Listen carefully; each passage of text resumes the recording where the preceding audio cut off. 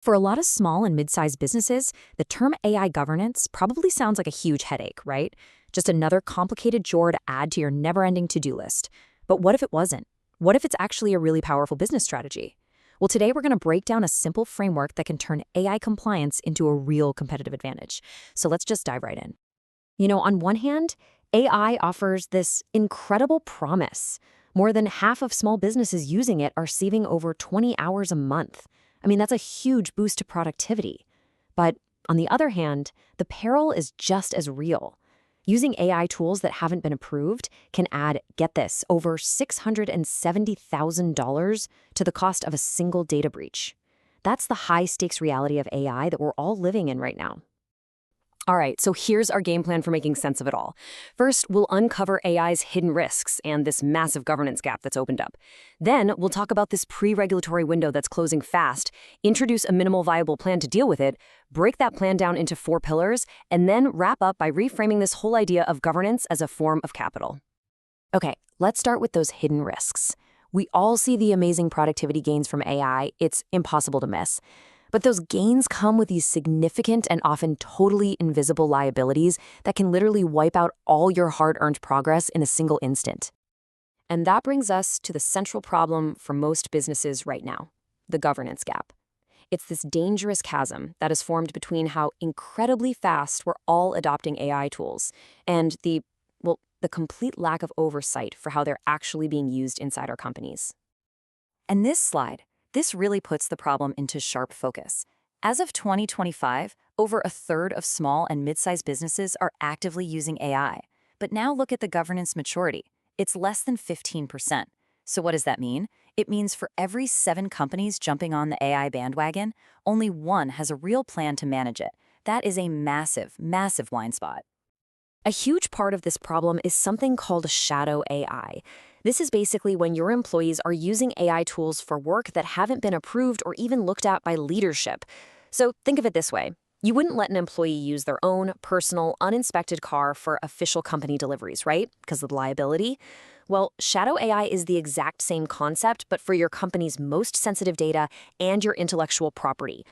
And it is everywhere. Right now, a staggering 65% of all AI tools being used in business environments are shadow AI. That means the majority of AI usage is happening completely off the books, totally outside the view of your security or compliance teams. And that makes it nearly impossible to track where your sensitive data is actually going. So this all leads us to a really critical moment in time. We're in what people are calling the pre-regulatory window. It's this brief, historical moment where you have a chance to get your house in order before the regulations show up.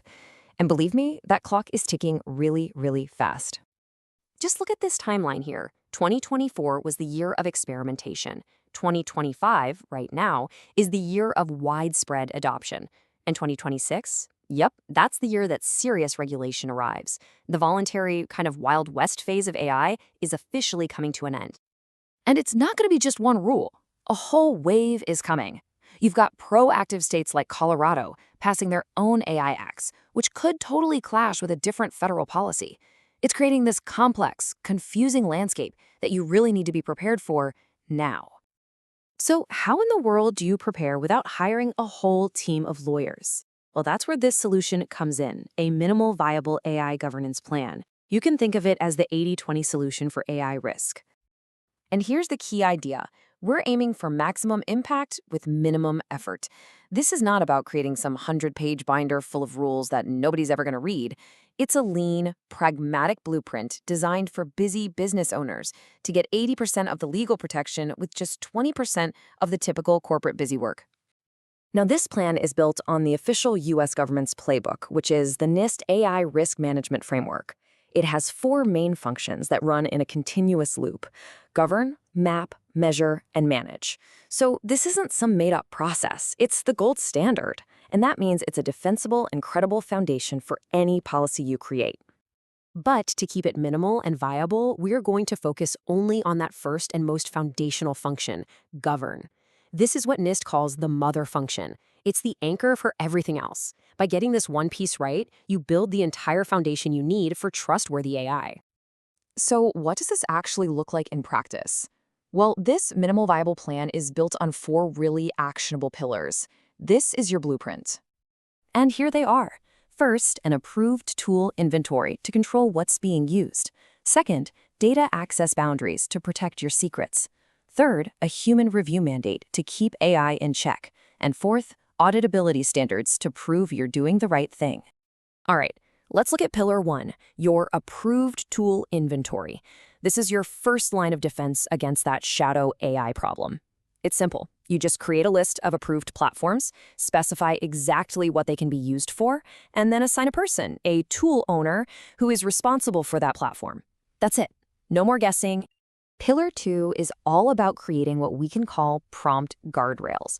This is where you draw hard lines in the sand about what kind of data can never be pasted into an AI prompt.